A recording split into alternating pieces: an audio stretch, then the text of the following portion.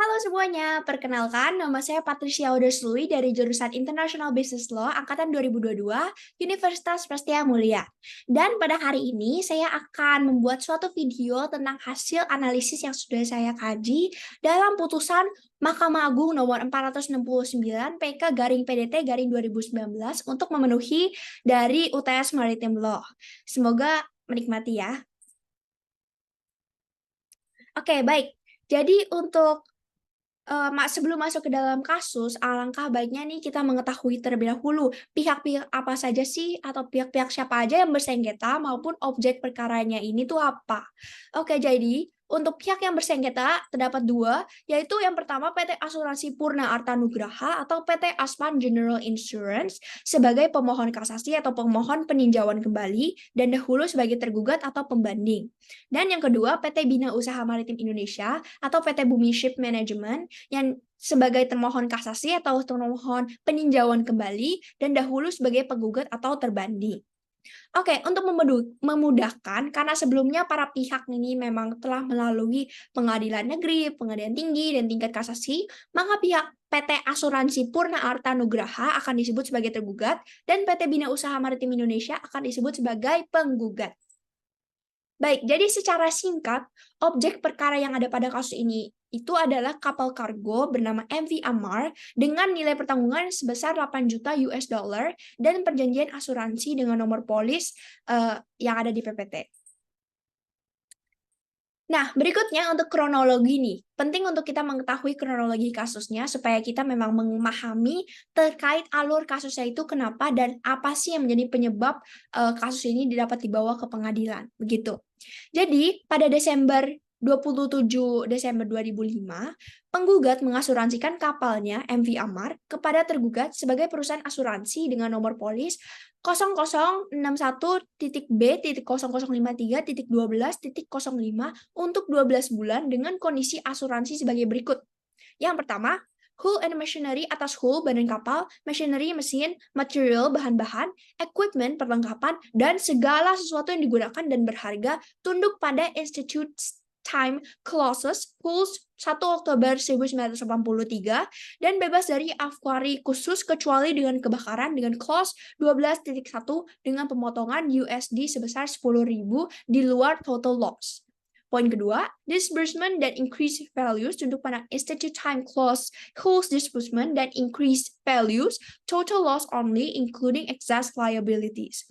Jadi memang pihak penggugat itu dia mengasuransikan kapalnya dengan kondisi dari asuransi yang sudah tertera yaitu pada poin A dan B dan juga jangka waktu atau term dari asuransinya ini sebanyak 12 bulan. Sebagai tambahan untuk Institute Time Clauses itu berarti semacam kayak polis asuransi yang mengatur tentang pertanggungan kapal. Nah, berikutnya, kapal MV Amar ini dia memuat barang sebanyak 12.600 motor tanker di Kandla, India. Pada pelayaran di Kandla, itu kapal itu masih dalam kondisi yang layak dan juga baik ya, secara administrasi dan sesuai dengan syarat otoritas pelabuhan maupun secara teknis, termasuk surat-surat kapal yang dikeluarkan oleh American Bureau of Shipping atau ABS. Tapi pada tanggal 4 Agustus 2006, kapal ini melakukan pelayaran ke Fancheng dan Huangpu di China, dan pada tanggal 13 Agustus pukul 23.00, kapal ini mengalami kebakaran di bagian ruang mesin kapal pada mesin nomor 3. Karena kebakaran tersebut, mesin utama diberhentikan dan para ABK atau anak buah kapal menyiram air ke ruang mesin menggunakan fire hoses. Fire hoses itu semacam selang pemadaman api yang digunakan untuk upaya memadamkan kebakaran yang terjadi dan panjangnya itu sekitar 30 meter lah. Tapi setelah mereka menggunakan dan menyiram air tersebut untuk memadamkan api itu terus menyala dan mengeluarkan asap tebal ketika ruang emergency dibuka. Oke, berikutnya, pada 16 Agustus 2006, tergugat menerima pelaporan klaim dari broker penggugat atas peristiwa kebakaran di lokasi ruang mesin kapal MV Amar, dan pada hari yang sama pula, tergugat memberikan informasi kepada broker PT Wales Indonesia bahwa tergugat itu udah menunjuk yang udah menunjuk ketiga, yaitu surveyor, loss adjuster, dan juga international maritime lawyers. Jadi tergugat ini menunjuk surveyor. Surveyor itu semacam pihak yang ditunjuk oleh penanggung untuk mencari dan mengungkap data-data atau melakukan survei nih tentang apa sih yang terjadi di kapal atau yang terjadi di lapangan, dan melakukan wawancara untuk mengetahui tentang informasi-informasi maupun kejadian-kejadian di kapal itu. Jadi tergugat ini udah menunjuk surveyor yang bernama PT Asuka Bahari Nusantara atau disingkat sebagai PT ABN untuk melakukan survei dan investigasi klaim. Lalu tergugat juga udah menunjuk loss adjuster. Jadi bagi yang belum tahu, adjuster ini semacam kayak pihak yang memberikan jasa berupa pemeriksaan atau penilaian atas suatu tuntutan atau ganti rugi klaim dari pihak penggugat atau tertanggung kepada pihak tergugat atau penanggung berdasarkan persyaratan atau ketentuan yang terdapat dalam polis dan kaidah umum asuransi. Jadi tergugat ini sudah menunjuk PT Radita Hutama Internusa untuk melakukan adjustment claim. Lalu yang ketiga, tergugat sudah juga menunjuk Singapore Inc. dan Co. untuk memberikan saran terkait investigasi penyebab kejadian kebakaran lapangan dan juga kebakaran kapal dan penanganannya tuh bagaimana begitu. Nah, namun broker dari penggugat atau PT Wales Indonesia, dia memberikan komentar bahwa dalam kondisi polis yang tercantum, sebagaimana sudah disepakati oleh para pihak, itu ada dinyatakan ungkapan seperti ini. It is also agreed hereon that the assured has liberty to appoint the Salvage Association Singapore office to attend on the underwriter's behalf in respect of any hull and machinery loss or accidents occurring during a non-working day or time when underwriters may be unavailable. Nah, jadi mempertimbangkan dengan ungkapan yang sudah saya jelaskan tadi, maka penggugat itu udah nunjuk loss adjuster, surveyor, maupun lawyernya sendiri. Jadi penggugat udah menunjuk loss adjuster, yaitu PT Poseidon Adjuster untuk proses investigasi klaim, dan juga surveyornya itu Salvage Association, sedangkan lawyernya itu Watson, Furley, and Williams untuk memberikan saran-saran atau tanggapan terkait penanganan kasus. Oke, balik lagi ke cerita dari kronologi. Jadi setelah mengetahui hal tersebut, Kapten atau nahkoda kapal dari MV Amar ini menyatakan bahwa kapal ini dalam keadaan abandoned atau ditinggalkan. Nah, mengetahui hal tersebut, para ABK itu menyelamatkan diri mereka dengan menggunakan port lifeboat dan bantuan-bantuan dari kapal lain untuk segera berlayar untuk menghindari kapal yang kebakaran itu. Dan juga beberapa waktu kemudian penggugat itu melakukan usaha penyelamatan kapal dengan mengirim kapal-kapal sister tugboats bernama MLC Nancy II dan MLC Nancy XI yang menyelamatkan kapal pada 19 Agustus 2006 sehingga kapal MV Amar ini berhasil ditemukan dan ditarik hingga berlabuh di pasir Gudang Malaysia pada tanggal 21 September 2006 untuk pembongkaran. Nah, melalui surat nomor 03/KLM strip MH garing 013/8/06 pada tanggal 24 Agustus 2006, tergugat itu mengirimkan surat kepada penggugat agar dapat kooperatif untuk tetap menggunakan surveyor dari PT ABN dan International Maritime Lawyers Singapore Inc. dan Co. untuk tetap menangani klaim ini.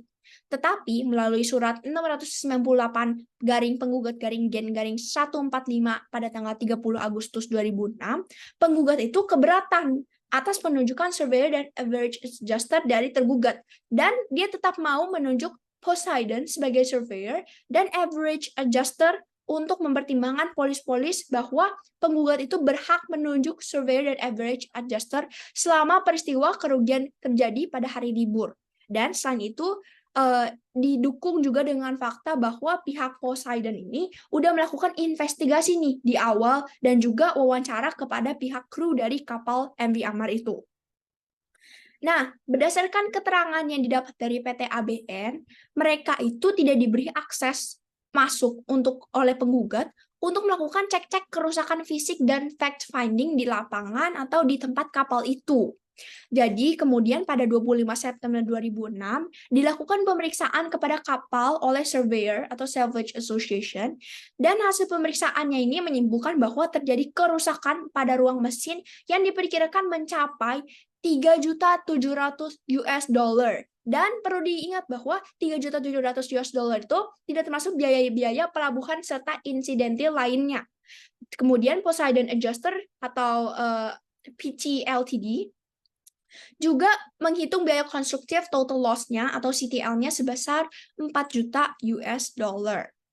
Nah, karena PT ABN tadi, seperti yang sudah saya jelaskan, itu mereka memiliki kesulitan dalam mengakses untuk melakukan fact finding, dan juga mereka itu memiliki keterbatasan akses lokasi untuk menghitung total loss-nya atau total kerugiannya. Maka hanya diperkirakan sebesar 686,140 US dollar saja dari PT ABN.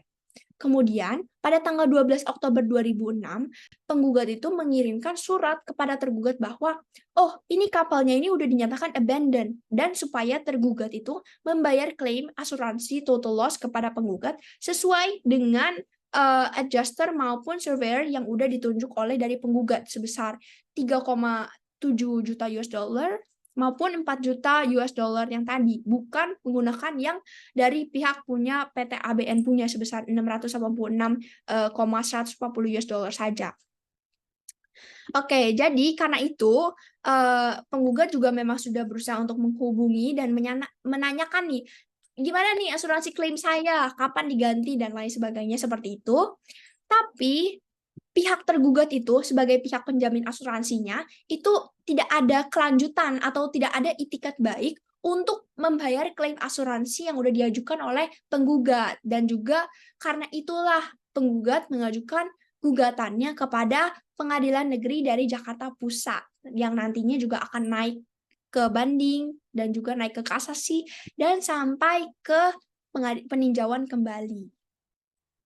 Oke, baik. Untuk landasan hukum yang saya gunakan, tentunya saya akan menggunakan landasan hukum dari putusan-putusan yang sebelumnya telah mengadili kasus ini ya. Karena dari putusan nomor 359 garing PDT garing DTG garing 2012 garing PN Jakarta Pusat itu mereka memang mengajukan gugatannya pada Pengadilan Negeri Jakarta Pusat itu pada tingkat pertama. Lalu juga putusan nomor 306 garing PDT garing 2014 garing PT DKI itu pada saat naik ke banding. Lalu putusan MA nomor 1815 garing K garing PDT garing 2015 pada tingkat kasasi. Kemudian putusan MA nomor 469 PK garing PDT garing 2019 pada tingkat peninjauan kembali. Kemudian saya juga akan menambahkan dasar hukum ataupun landasan hukumnya itu pada asuransi Marine Hull and Machinery, lalu juga polis asuransi yang mereka sepakati yaitu nomor 00.61.B.0053.12.05, lalu juga Institute Time Clauses Rules 1 Oktober 1983 Clause 280 All Risk or Comprehensive yang mengatur bahwa kerugian yang ditanggung adalah kerugian parsial, sehingga kalau ada kerusakan sedikit pada kapal ataupun kerusakan yang disebabkan oleh hal-hal yang tercantum dalam polis, maka penanggung ataupun dalam kasus ini ya tergugat itu wajib ganti rugi atas kerugian yang diderita oleh kapal itu. Lalu juga landasan hukum selanjutnya adalah KUHP. Oke, baik. Jadi argumentasi dari para pihak. Nah, karena melalui kronologi yang sudah saya jelaskan tadi, itu melahirkan bahwa si penggugat itu udah mengajukan klaim asuransi dan meminta untuk supaya tergugat itu membayarkan asuransinya sebagaimana sudah disepakati pada awalnya. Tapi pihak tergugat tentunya tidak mau membayar karena merasa bahwa oh, klaimnya ini tidak berdasar karena sesuai dengan penunjukan surveyor dan adjuster juga dari pihak penggugat tidak mau kooperatif dengan pihak tergugat, sehingga terdapat argumentasi para pihak yang dimana akan saya jabarkan lebih lanjut. Jadi dari pihak penggugat terlebih dahulu, pihak penggugat itu menyatakan bahwa pihak tergugat itu telah melakukan prestasi atau ingkar janji terhadap perjanjian asuransi Marine Hull and Machinery. Dan pihak tergugat itu sesungguhnya mempunyai kewajiban untuk membayar asuransi dan juga mengenai pemeriksaan hasil surveyor ini harusnya diberikan, tapi hal itu tidak dilakukan oleh tergugat. Dan hal ini menunjukkan bahwa adanya itikat tidak baik atau buruk dari tergugat untuk menghindar dari tanggung jawabnya untuk membayar klaim asuransi kepada penggugat.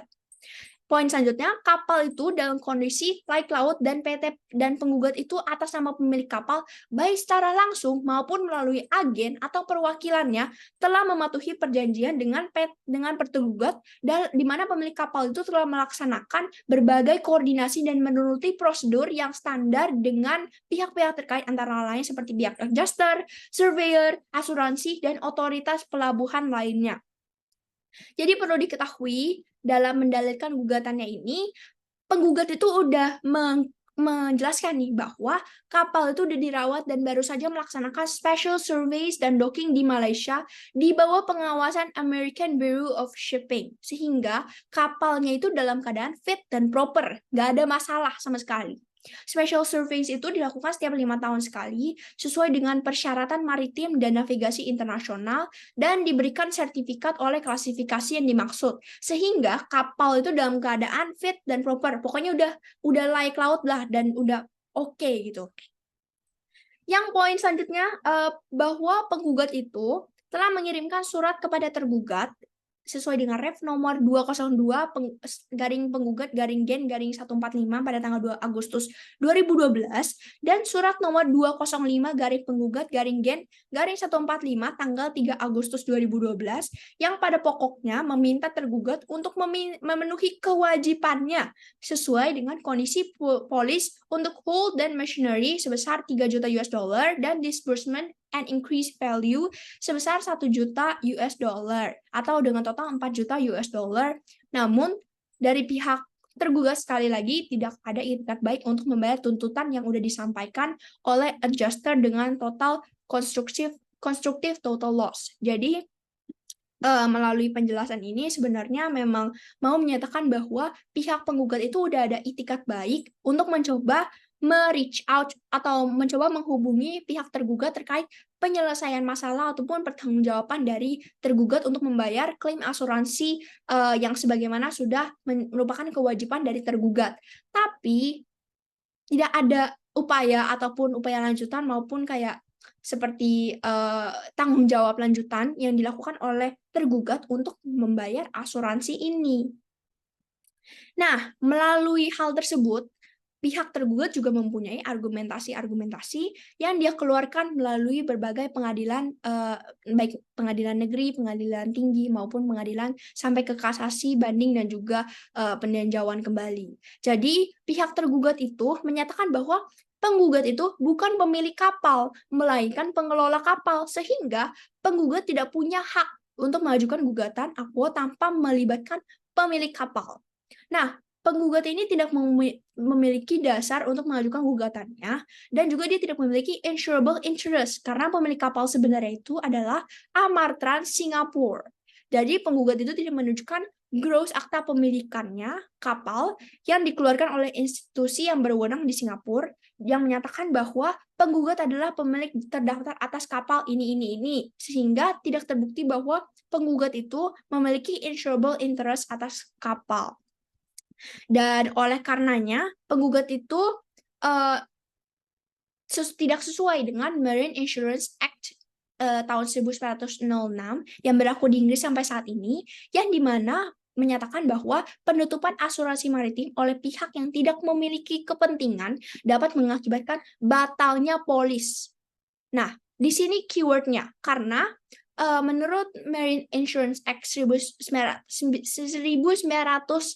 itu, dia menyatakan bahwa jika tidak ada pihak yang berkepentingan di dalam asuransi ini, maka asuransi ini dapat mengakibatkan batalnya polis. Sehingga melalui hal ini dalilnya adalah pihak tergugat itu menyatakan bahwa pihak penggugat ini dia tidak memiliki authority ataupun insurable interest tentunya, sehingga dia tidak berhak untuk mengajukan gugatannya ini. Namun pada akhirnya Majelis Hakim dari Pengadilan Negeri Jakarta sendiri itu dia menolak dari argumen ini, argumen pihak tergugat ini, karena pihak asuransinya itu dinyatakan bahwa antara keduanya, yaitu pihak asuransi dan pihak pemilik kapal itu sudah menandatangani polis. Jadi masalah kepentingan tersebut seharusnya dikemukakan oleh kedua belah pihak sebelum penandatanganan polis, sebelum pembayaran premi, dan juga sebelum terjadinya klaim asuransi dari pihak pemilik kapal. Oleh sebab itu, argumentasi yang diajukan oleh tergugat terkait argumentasi ini itu tidak diterima oleh pengadilan Indonesia. Nah, untuk argumentasi selanjutnya, bahwa pada saat kejadian kapal sebenarnya dalam kondisi tidak laik laut dan kapal itu tidak dalam kondisi seaworthy saat terjadi kerugian. Dan hal ini juga dibuktikan melalui hasil laporan dari Minton Trihani, Ince, and Kodan, surat keterangan dari kelas ABS, American Bureau of Shipping, tanggal 15 Juni 2006, bahwa kelas kapal pada saat date of loss sedang dalam status suspended atau ditangguhkan, sehingga tidak memenuhi klausul dari warranty pasal 33 ayat 3 Marine Insurance Act 1906. Nah, diketahui bahwa penggugat kan mengklaim bahwa kapalnya ini dalam kondisi laik laut dan juga sudah dilakukan pengecekan. Tetapi tergugat itu mengklaim bahwa kapalnya ini tidak dalam kondisi seaworthy dan juga tidak laik laut gitu loh. Karena adanya hal ini itu sudah dites oleh dari Minton, Trihane, Ince, dan Kodan melalui surat keterangan dari kelas ABS pada 15 Juni 2006, dan juga diketahui bahwa statusnya itu sedang dalam suspended. Sehingga kalau misalnya status kapalnya ini sedang dalam suspended, maka hal ini tidak dapat memenuhi klausul warranty dari pasal 33 ayat 3 Marine Insurance Act 1906. Poin selanjutnya adalah tergugat mengacu pada estimasi nilai kerugian dari PT ABN. Nah, sesuai dengan kronologi kasus yang sudah saya jelaskan, yang di mana Poseidon Adjuster yang sudah ditunjuk oleh pihak penggugat itu digunakan oleh pihak penggugat sebagai dasar gugatannya untuk mengklaim polis asuransi sebesar 4 juta USD. Nah, menurut polis tersebut dijelaskanlah bahwa pihak tergugat itu adalah pihak yang seharusnya berhak untuk menunjukkan penilaian kerugian atau adjuster. Dan penunjukan Poseidon ini sebagai adjuster itu dilakukan oleh penggugat secara sepihak dan tanpa mendapatkan persetujuan dari tergugat. Dan condition ke-15 yang tercantum dalam polis asuransi ini itu secara khusus mengatur mengenai penunjukan adjuster, yang dimana tertulis bahwa appointment of adjuster to be made by the underwriters PT Radita Hutama Indonesia and or Poseidon Singapore with agreement both underwriters and assured. Jadi, berdasarkan statement tersebut, penunjukan adjuster itu dilakukan oleh tergugat, PT Radita Hutama Indonesia, dan atau Poseidon Singapura dengan persetujuan antara tergugat dan penggugat. Tapi dalam perkara ini, tergugat itu tidak pernah menunjuk dan tidak pernah memberikan persetujuan atas penunjukan Poseidon Adjuster sebagai adjuster. Sehingga pada kenyataannya, tergugat itu menunjuk PT Radita Hutama Indonesia sebagai adjuster. Tapi tergugat itu juga mempertanyakan isi laporan Poseidon sebagai adjuster itu karena tidak membahas sama sekali masalah penangguhan sertifikat kelas kapal penggugat pada saat terjadi insiden. Padahal masalah kelaikan laut ini merupakan unsur yang esensial dalam pelayarannya. Jadi dalam argumentasinya dari pihak tergugat ini sebenarnya basically dia menyatakan bahwa dia itu tidak pernah menunjuk Poseidon sebagai adjusternya dan juga tidak pernah memberikan persetujuan atas penunjukan Poseidon sebagai adjuster.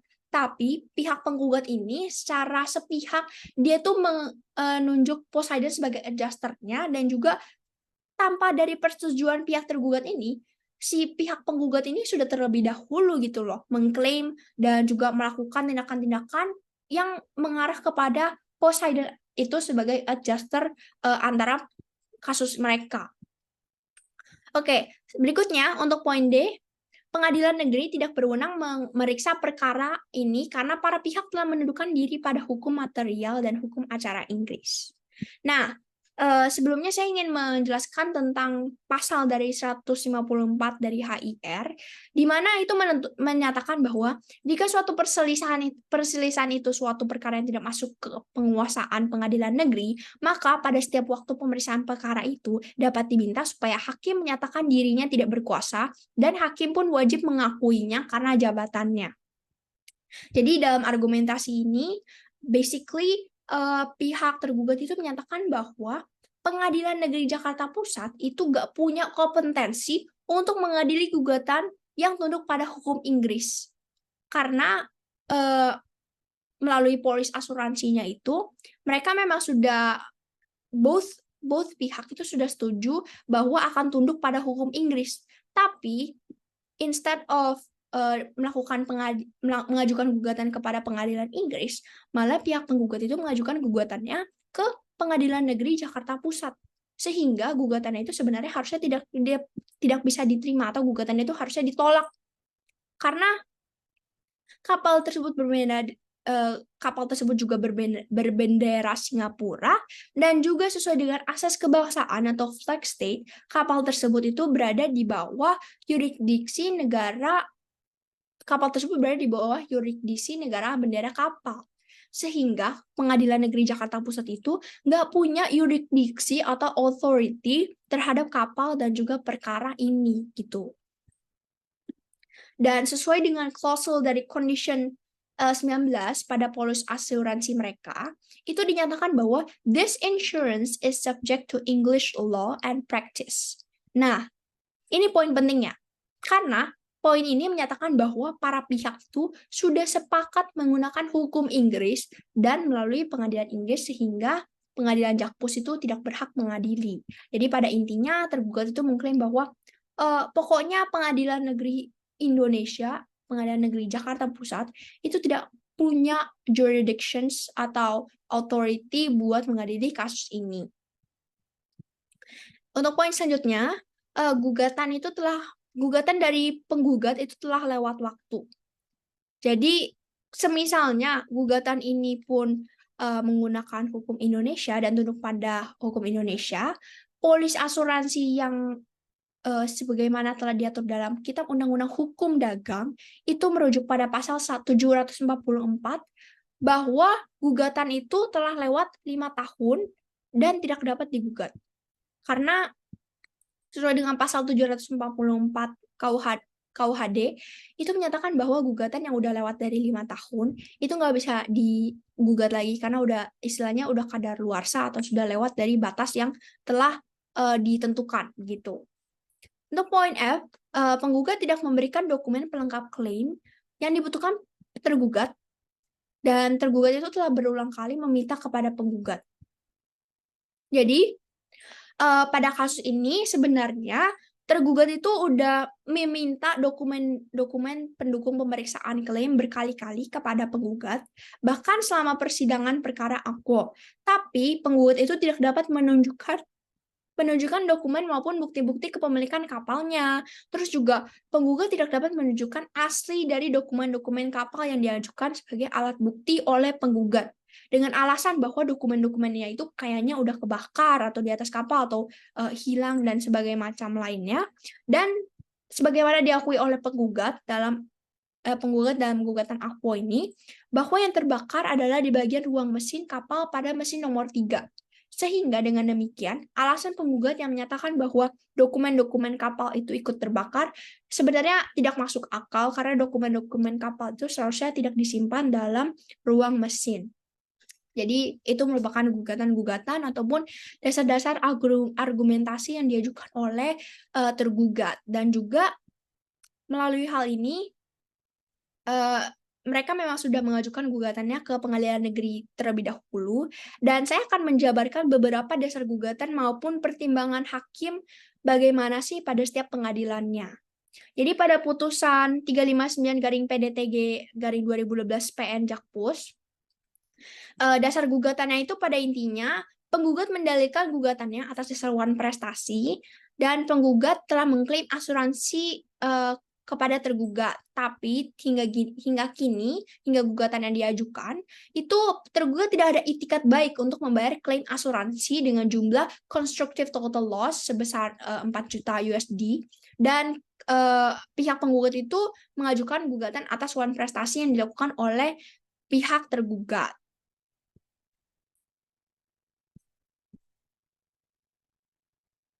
Nah, menimbang bahwa melalui gugatan yang sudah diajukan di PN ini, maka majelis hakim ini ada beberapa yang menolak eksepsi dari tergugat yang sudah diajukan pada argumentasi sebelumnya. Dan mengenai gugatan kadaluarsa ataupun gugatan daluarsa yang dimana tergugat itu bilang bahwa gugatan ini udah lewat waktu. Dan majelis itu berpendapat bahwa karena kejadian kapal MV Amar ini kan terjadi pada 13 Agustus 2006, kejadian kebakarannya. Dan pihak penggugat itu telah berusaha mengajukan klaim kepada tergugat dengan surat tanggal 12 Oktober 2006, akan tetapi tergugat menolak. Jadi jelas bahwa klaim yang diajukan itu masih dalam tenggang waktu, dan karena polis asuransi baru akan selesai pada 27 Desember 2006, sehingga eksepsi tergugat ini harus ditolak. Karena majelis hakim berpendapat bahwa polis asuransinya ini masih berlaku pada saat itu, pada saat kejadian kapalnya ini kebakaran, begitu. Terus juga majelis hakim berpendapat bahwa bukti P49A dan P49B terkait surat penetapan asuransi yang dibuat oleh tergugat untuk kepentingan penggugat sesuai dengan pasal 245 Kitab Undang-Undang Hukum Dagang, sehingga telah terbukti adanya hubungan hukum polis asuransi tergugat dengan penggugat 12 bulan terhitung mulai sejak 27 Desember 2005. Jadi melalui bukti yang sudah didapatkan oleh majelis hakim dalam P49A dan juga P49B, itu udah terbukti bahwa adanya hubungan hukum nih antara tergugat maupun penggugat, dan polis asuransinya ini udah terbukti sah dan berlaku bagi kedua pihak. Nah, selanjutnya kapal MV Amar itu terbakar pada tanggal 13 Agustus 2006 saat polis asuransi itu masih berlaku ya. Sehingga masa tanggungnya itu memang belum berakhir, dan juga majelis itu berpendapat bahwa tanggung jawab atas kerugian akibat kebakarannya itu ya memang sesuai dengan polis itu, dan juga memang merupakan tanggung jawab dari pihak tergugat untuk membayar klaim asuransinya begitu. Dan untuk mengenai hal ini, maka majelis hakim ini mempertimbangkan apakah tindakan tergugat itu dikualifikasi sebagai wan prestasi atau enggak sih. Karena melalui pengajuan gugatan dari penggugat itu kan, penggugat mengklaim bahwa tergugat itu, oh, dia telah melakukan wan prestasi begitu. Nah, majelis hakim itu memang mereka mempertimbangkan apakah benar nih tergugat melakukan wan prestasi. Karena wan prestasi seperti yang diketahui adalah tidak melaksanakan apa yang telah diperjanjikan ataupun melaksanakan tapi tidak sesuai dengan yang udah dijanjikan atau terlambat melakukan isi polis atau melaksanakan isi polis yang akibatnya menimbulkan kerugian bagi pihak menggugat. Sehingga melalui pertimbangan itu majelis hakim setuju dengan gugatan penggugat bahwa memang tergugat itu melakukan wan prestasi, dan tergugat itu tidak pernah melakukan kewajibannya sebagai polis asuransi sebagai tergugat atas polis asuransi kapal MV Amar, karena dia tidak mau membayar klaim asuransi yang diajukan oleh penggugat kepada tergugat setelah kapal MV Amar ini udah kebakaran, dan dia itu mengatakan bahwa alasan-alasan dokumen penentu klaimnya itu tidak lengkap. Padahal kurang lengkapnya dokumen itu sebenarnya tidak menghapus secara otomatis ataupun membatalkan polis asuransi yang dimana dijadikan dasar guna untuk menghilangkan kewajiban dari tergugat untuk membayar klaim dari penggugat ataupun tidak memenuhi isi dalam polis yang sudah ditandatangani. Jadi dengan demikian, tindakan tergugat itu dalam menolak klaim dari penggugat dengan alasan seperti dokumen kurang lengkap, klaim diajukan kadaluarsa, kapal tidak layak laut, ataupun penggugat tidak memenuhi asas keterbukaan dan seterusnya, menurut majelis itu semua alasan telah dipertimbangkan dan dinyatakan tidak berdasar atau tidak terbukti dapat membantah dalil gugatan dari penggugat, sehingga tindakan tergugat menolak klaim yang diajukan oleh penggugat tersebut memenuhi kualifikasi sebagai wan prestasi atau ingkar janji.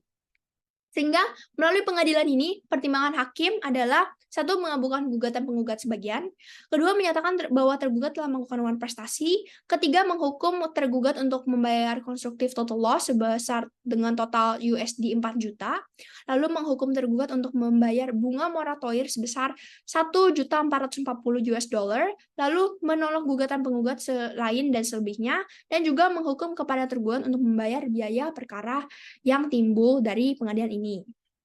Nah, tidak hanya pada pengadilan negeri ini saja nih. Kemudian diajukanlah banding pada putusan nomor 306 garing PDT garing 2014 garing PT DKI. Jadi ini sudah terjadi di pengadilan tinggi ya. Dan dasar gugatannya sebenarnya kurang lebih sama. Dan untuk pertimbangan hakim, pada akhirnya juga menerima permohonan pembanding yang semua tergugat. Tapi hakim juga pada dasarnya pada pengadilan ini menolak permohonan gugatan dari hakim pada dasarnya menolak untuk memberikan keputusan yang berbeda gitu. Jadi pada dasarnya putusan pada pengadilan tinggi ini kurang lebih sama dengan pengadilan negeri karena dinilai bahwa putusan dari pengadilan negeri ini tidak bertentangan dengan hukum, dan itu sah-sah saja. Jadi, pada akhirnya memang tergugatlah yang ditolak, ataupun tergugatlah yang dihukum untuk membayar biaya perkara dari pengadilan ini. Nah, tidak puas sampai situ juga, tergugat dan penggugat masih, seperti tergugat mengajukan untuk mengajukan banding, dan juga pada tingkat kasasi melalui putusan MA nomor 1815K PDT 2015. Jadi pada dasarnya dasar gugatan ini pemohon mengajukan kasasi atas dasar bahwa judex fakti hanya mengambil alih pertimbangan hukum putusan majelis tingkat pertama tanpa memberikan dasar dan alasan untuk melakukan pengambil alihan pertimbangan tersebut. Sehingga menurut permohonan putusan dari judex fakti itu tidak cukup pertimbangan dan sepatutnya dibatalkan. Jadi tergugat memang tidak puas dengan hasil putusan melalui tingkat pertama maupun tingkat banding ya. Dan penggugat tuh dan tergugat itu mengajukan untuk pada tingkat kasasi, dan pada akhirnya tingkat kasasi pun tidak menerima permohonan kasasi dari tergugat begitu. Jadi tergugat pada akhirnya juga memang ditolak permohonan kasasinya, dan juga tergugatlah yang dihukum untuk membayar biaya perkara karena dia yang kalah. Nah, berikutnya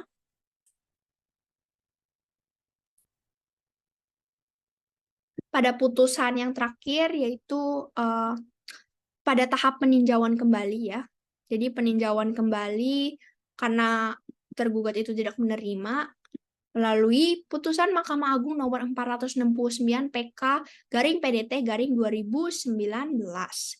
Dan pada hal yang sama serupa juga hakim memang menolak, Mahkamah Agung juga menolak bahwa permohonan dari peninjauan kembali ini dari tergugat dan menghukum tergugat untuk membayar biaya perkara di semua tingkat pengadilan dalam pemeriksaan PK sejumlah 2.500.000.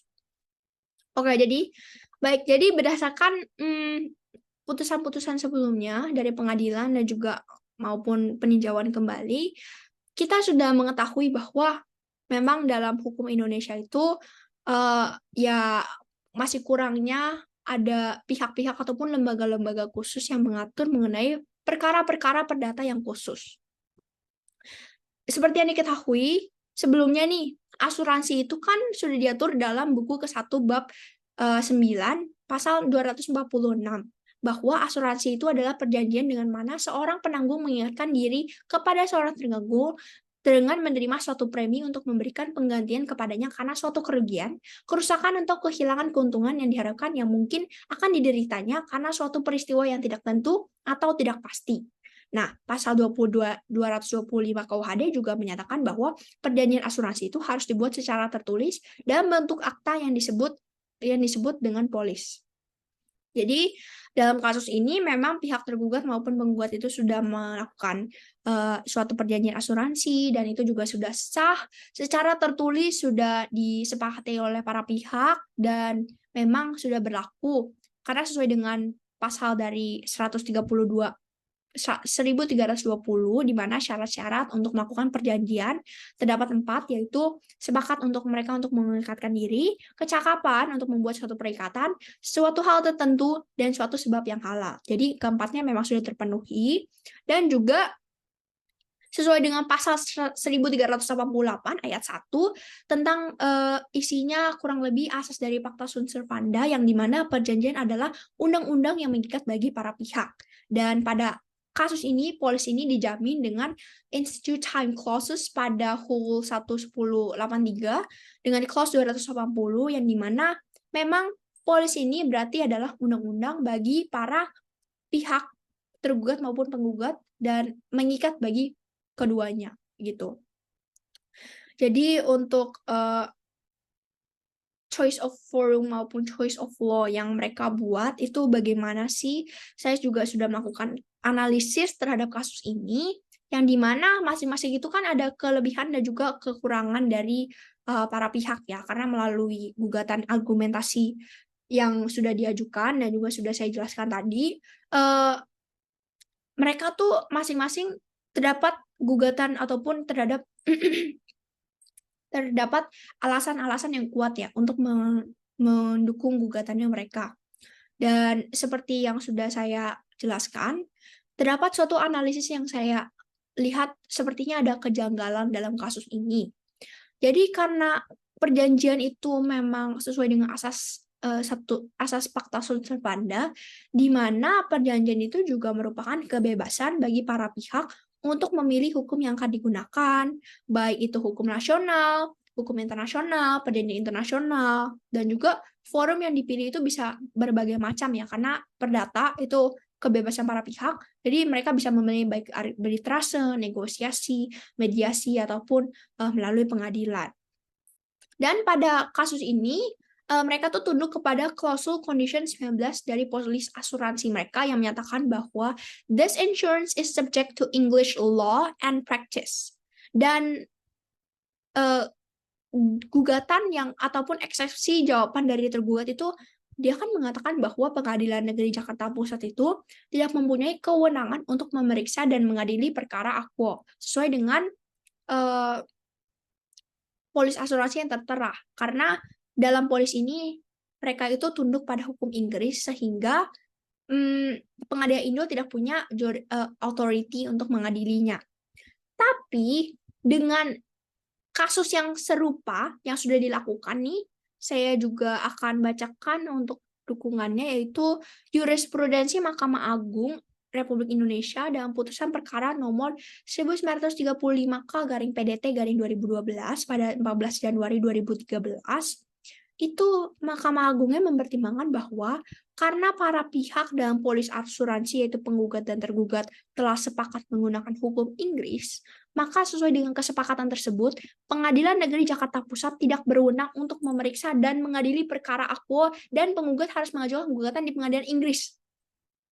Nah, hal ini membuktikan bahwa memang seperti yang kita ketahui bahwa Indonesia itu merupakan negara civil law dan ya tidak mengikuti jurisprudensi ataupun jurisprudensi itu tidak menjadikan patokan utamanya. Dan dalam kasus ini memang pada pengadilan kasus polis asuransi kapal dari MV Amar ini, dia pengadilannya menerima untuk mengadilinya di Indonesia, tidak seperti kasus dari Mahkamah Agung putusan nomor 1935 KPDT 2012 ini yang menolak untuk mengadili karena Pengadilan Negeri Jakarta Pusatnya ini tidak berwenang begitu. Jadi memang dalam hal ini kita harus benar-benar mengetahui untuk mencari apa sih choice of forum maupun choice of law yang akan kita lakukan begitu, karena itu juga akan berdampak secara langsung kepada para pihak saat mereka terjadi suatu sengketa perkara ataupun hal lainnya. Dan sesuai dengan asas-asas dari hukum perdata internasional, di mana ada seperti lex loci contractus, lex loci domicili, dan mereka juga kayak lex loci contractus itu menjelaskan bahwa hukum yang berlaku ada hukum di mana kontrak itu dibuat, diciptakan, atau dilahirkan. Jadi memang harus benar-benar kita para pihak itu menentukan choice of forum maupun choice of law-nya supaya tidak terjadi hal-hal seperti pada kasus ini yang sudah dilakukan oleh Pengadilan Negeri Jakarta Pusat gitu. Dan untuk mengenai kadaluarsa yang sudah diklaim oleh pihak tergugat, itu dia mengklaim bahwa kalau kapal MV Amar itu terjadi pada 13 Agustus dan gugatan itu udah didaftarkan di Kepanitraan Pengadilan Negeri Jakarta Pusat pada tanggal 10 Agustus 2012. Nah, apabila polis asuransi ini tunduk pada hukum Indonesia maka kedua pihak itu harus tunduk pada hukum KUH. Kita menolak hukum dagang juga dong. Sebagaimana yang sudah diatur dalam pasal 754 yang menyatakan bahwa dengan lewatnya 5 tahun, kadaluarsa semua tuntutan hukum yang timbul dari polis pertanggungan. Jadi seperti yang sudah saya jelaskan tadi, karena sudah lewat dari 5 tahun, sebenarnya sudah terjadi kadaluarsa dalam tuntutan hukum dan tidak bisa diajukan gugatan lagi. Namun, lagi-lagi pada kenyataannya pengadilan itu menolak eksepsi dari tergugat terkait kadaluarsa ini, dan juga pengadilan itu membuktikan bahwa putusan perkara ini dapat diterima saja karena memang pada waktu kejadian terjadi dan juga penggugat sudah mengajukan gugatannya itu memang masih berlaku polis asuransinya. Sehingga menurut saya berdasarkan kasus ini pelaksanaan dari choice of law dan choice of forum yang didasarkan pada hukum Inggris yaitu Marine Insurance Act 1906 itu memang belum sepenuhnya diterapkan dalam putusan pengadilan di Indonesia terkait polis asuransi kapal. Dan pengadilan di Indonesia ini sendiri belum terdapat seperti suatu lembaga khusus yang memang menangani tentang atau memiliki pengetahuan di bidang polis asuransi kapal. Dan karena kurangnya pengetahuan inilah yang dimiliki oleh hakim di pengadilan, dan penyelesaian perkara ini kurang ideal apabila memang diselesaikan dalam pengadilan gugatan negeri. Karena menurut saya lingkup pengadilan negeri ini masih terbatas kepada hal-hal yang ada di KUH Praja, sebagaimana yang bersifat umum dan juga bukan khusus begitu. Sementara kasus ini adalah kasus yang memang khusus kepada asuransi terkait kapal dan juga bersifat privat. Sementara perihal asuransi kapal sendiri ini diatur dalam UU yang terpisah yaitu KUHD dan UU perasuransian. Oleh karena itu, gugatan terkait polis asuransi kapal itu sebenarnya instead of dia mengajukannya ke pengadilan negeri, sebenarnya dia bisa mengajukan ke the commercial court di UK yang memiliki kompetensi dan pengalaman dalam hal penyelesaian perselisihan polis asuransi kapal. Karena dalam kasus ini, klausul dari pilihan forum atau choice of forumnya itu belum ada. Tapi mereka hanya menyebutkan choice of law-nya aja, yaitu this insurance subject to English law and practice.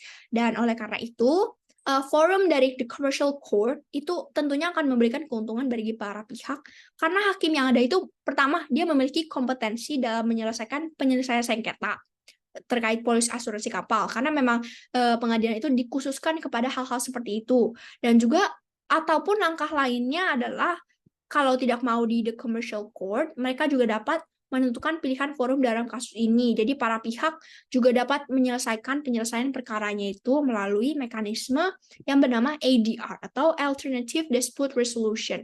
Jadi penyelesaian melalui ADR ini adalah penyelesaian arbitrase yang akan memberikan keuntungan bagi para pihak karena identitas para pihak itu dapat terjamin, kerahasiaannya, proses penyelesaiannya lebih cepat, dan biaya tidak mahal, dan lebih mengedepankan win-win solution bagi para pihak. Dibandingkan dengan proses litigasi melalui gugatan kayak ke pengadilan negeri, dan mengingat bahwa ya pengadilan negeri saat ini ataupun pengadilan di Indonesia saat ini memang sifatnya birokrasi dan juga cukup bertele-tele, jadi akan sangat disayangkan begitu jika memang kasusnya khusus, tetapi diajukannya kepada pengadilan negeri yang memang menangani perkara-perkara yang lebih umum ataupun yang sudah ada di dalam KUH Perdata begitu. Dan sehingga untuk menutupnya, saya juga terdapat beberapa saran ya yang mungkin dapat diberikan untuk kasus ini maupun kasus-kasus selanjutnya supaya tidak terulang kembali.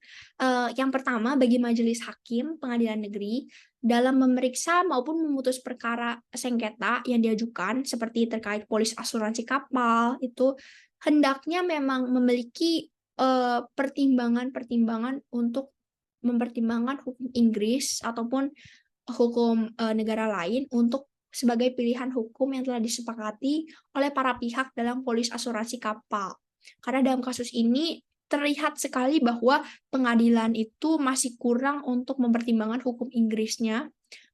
Instead of mempertimbangkannya, mereka hanya kayak memfokuskan kepada gugatan-gugatan yang diajukan oleh penggugat saja. Lalu yang kedua, bagi perusahaan asuransi dan pelaku usaha dalam membuat dan menyusun polis asuransi khususnya terkait dengan kapal, itu sebaiknya memang dicantumkan choice of law atau pilihan hukumnya dan choice of forumnya atau pilihan forumnya. Sehingga hal-hal seperti ini tidak terjadi lagi, dan kalau misalnya kasus serupa terjadi pada diri Anda ataupun pada keluarga di sekitar Anda, maka Anda juga memang sudah menentukan di awal bahwa hukum yang digunakan adalah ini, dan juga jika di masa depan terjadi suatu sengketa ataupun hal-hal yang tidak diinginkan lainnya diselesaikan melalui pengadilan ini begitu. Jadi memang ya pada saat ini pun memang masih terjadi kasus-kasus seperti ini, dan hendaknya kita sama-sama untuk meningkatkan ilmu pengetahuan kita dan juga supaya terkait kasus-kasus seperti ini tidak terulang kembali. Sekian dari presentasi saya, terima kasih telah mendengarkan.